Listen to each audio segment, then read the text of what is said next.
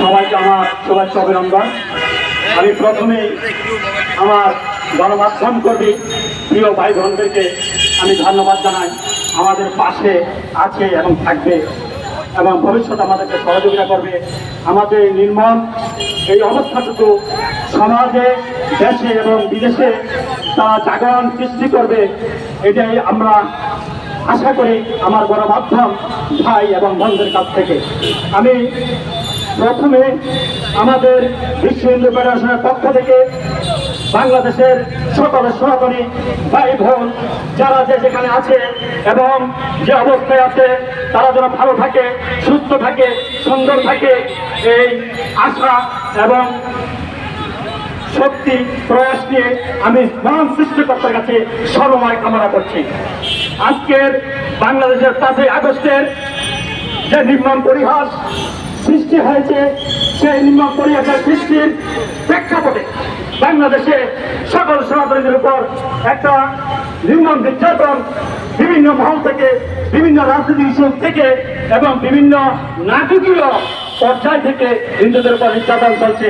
আমি প্রতিবাদ জানাই এই নাটকীয়, এই নির্যাতন, এই অসহায়ত্বর আপনারা সেই এগুলি থেকে পরিহার করুন। আমরা বারবার সনাতনীরা বারবার নির্যাতনের শিকার হচ্ছি। আপনাদের লুট্টু খেলার মতো সেই লুট্টুর গেম আপনারা খেলবেন না।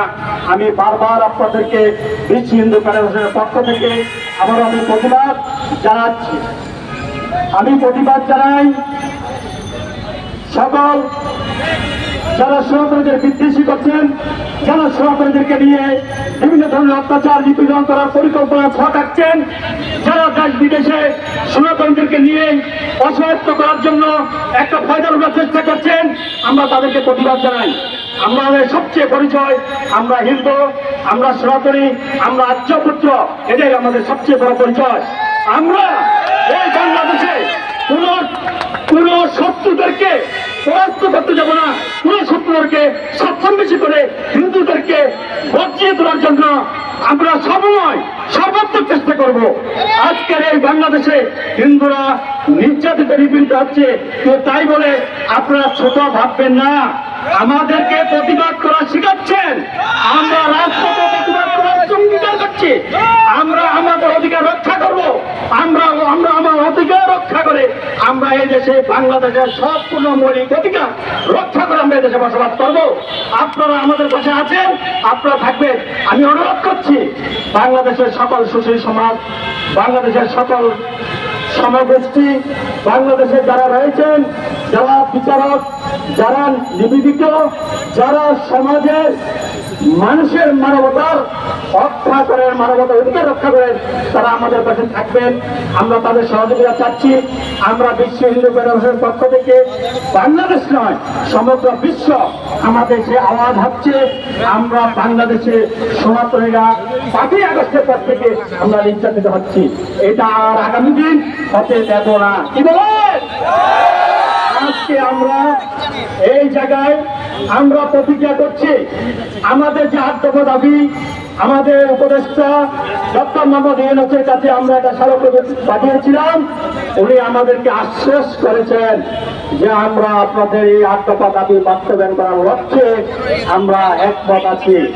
আমি আজকের এই জাতীয় প্রেস ক্লাবের 27শে আগস্টে আমি বলতে চাই, 27শে নভেম্বর আমি বলতে চাই, আপনি জাতিকে নিয়ে চিনিমিনি খেলবেন না।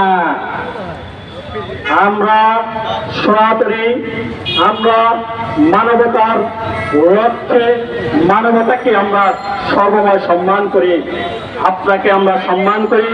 আপনি আমাদেরকে যে আশ্বাস দিয়েছেন, সেই আশ্বাসকে আমরা সম্মান করে আমাদের 8 দফা বাস্তবায়ন করার জন্য আপনার প্রতি দৃষ্টি আকর্ষণ করছি। আপনি 8 দফাকে নাটকীয় ভাবে দেখবেন না। আপনি আমাকে বিভিন্ন অজুহাতে আমাদেরকে তাল বাহানা করবেন না। আমরা আমাদের বাস্তবায়ন কথায় নয়, বাস্তবে সংবিধানে আমরা সেটা বাস্তবায়ন চাই।